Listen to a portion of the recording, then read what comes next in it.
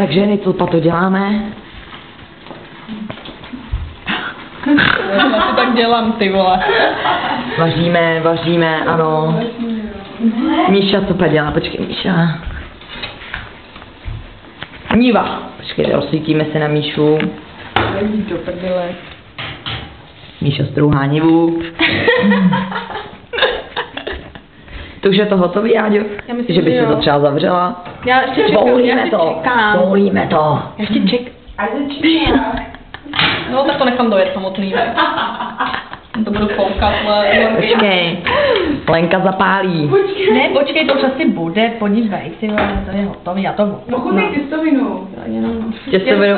Počkej, to musíme zdokumentovat, tak Áďa ochutnává těstovinu. To je hrozně důležitý moment. Musí být al dente.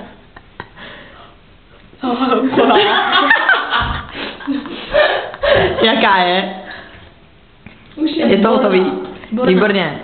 Tak jdeme co? Jdeme jíst. Nazdar.